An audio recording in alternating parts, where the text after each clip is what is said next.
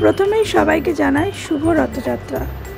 আবার অনেকদিন পর একটি ব্লগ বানাচ্ছি, অবশ্যই কমেন্টে জানাবেন কেমন লাগলো।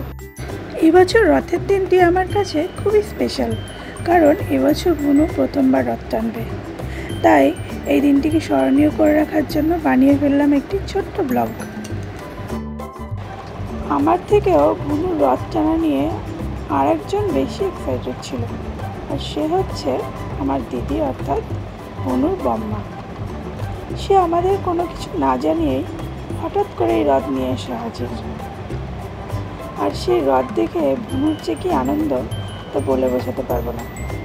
বুনু তো রথ দেখে বেজায় খুশি, সে শুধু প্রণাম করেই যাচ্ছে।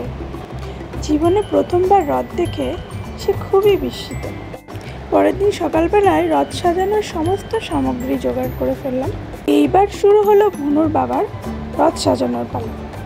দেখো বুনুর বাবা কি সুন্দর রথ সাজাচ্ছে। এদিকে বুনুও চুপ করে বসে নেই।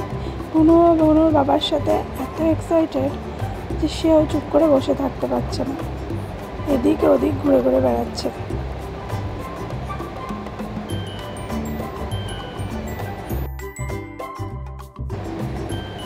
যাক, রথ সাজানো হয়ে গেছে, এবার হচ্ছে জগন্নাথ দেবকে পুজো করার পালা।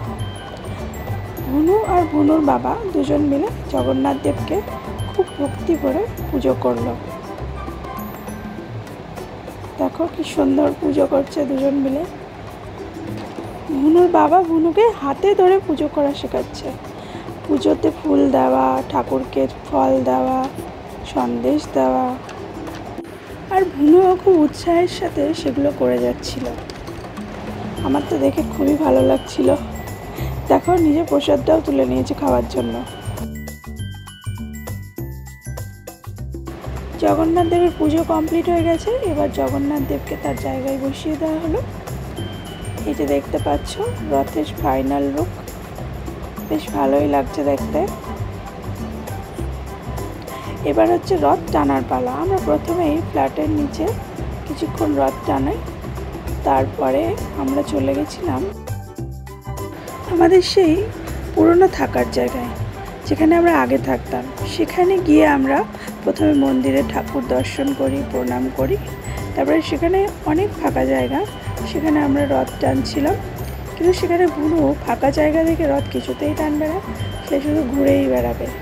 কিন্তু আমরা জোর করে সেখানে তাকে কিছুক্ষণ রথ টানানোর পরে আমরা গেলাম আমাদের পুলিশ কোয়ার্টারে, মানে অ্যাকচুয়ালি আমাদের ঘর যেখানে ছিল সে জায়গাতে। সেখানে গিয়ে খুবই নস্টালজিক লাগছিল। একসময় এখানে আমিও রথ টেনেছিলাম, এখন আমার মেয়ে রথ টানছে। আমাদের সেদিন যেতে একটু সন্ধে হয়ে গেছিল, সেই জন্য আর অন্য কাউকে দেখতে পাইনি, আমরা একা একাই রথ টানছিলাম। আমাদের পুলিশ কোয়ার্টারে রাধা গোবিন্দ মন্দির, সেখানে আমরা প্রণাম করলাম।